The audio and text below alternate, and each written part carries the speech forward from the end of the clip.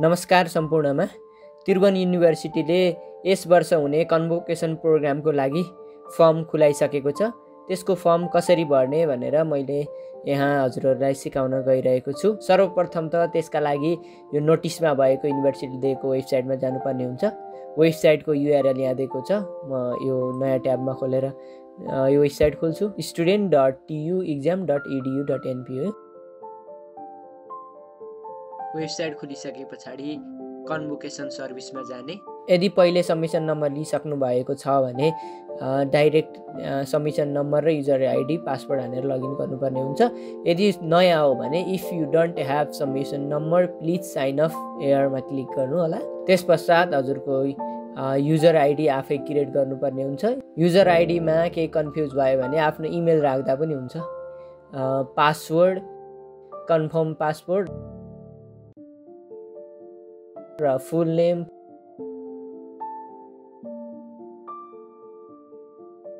Phone number, email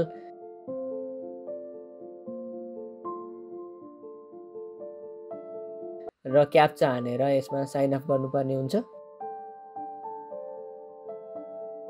sign up. अनि यो submission number, user name र पासवर्ड चाहिँ कतै कपी गरेर राख्नु होला, पछि चाहिँ आवश्यक पर्न सक्छ। यसमा आफ्नो लेभल सिलेक्ट गर्ने अनि रजिस्ट्रेसन नम्बर, रजिस्ट्रेसन सर्च गरिसकेपछि आफै तपाईँको आइहाल्छ। त्यसमा टिक लगाउने अनि त्यसमा भनेअनुसारको फर्म भर्ने। नेपालीमा नाम लेख्न भनेको छ। इमेल, फोन अटोमेटिक आइसक्यो। एड्रेस,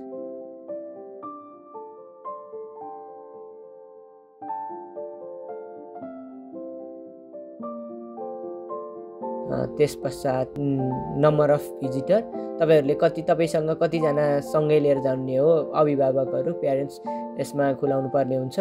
म्याक्सिमम 2 जना भनेको छ।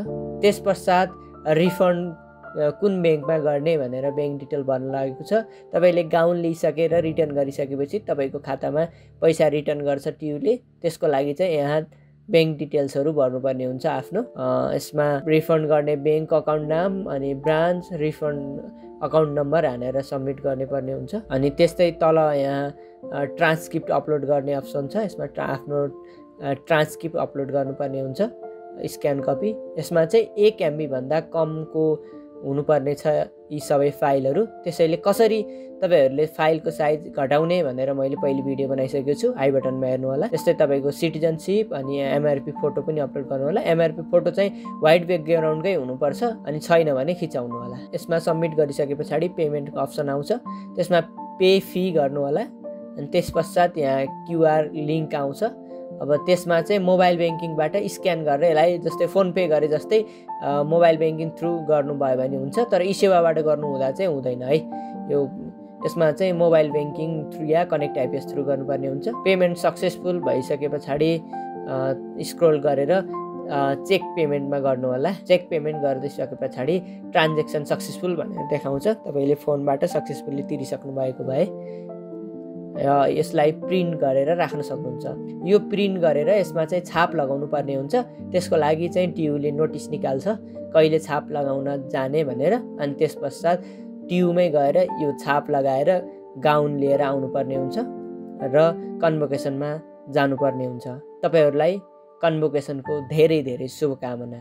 कन्भोकेसन कहिले हुन्छ भनेर टियुले नोटिस निकाल्नेछ। प्रतीक्षा गर्नुहोला। धन्यवाद।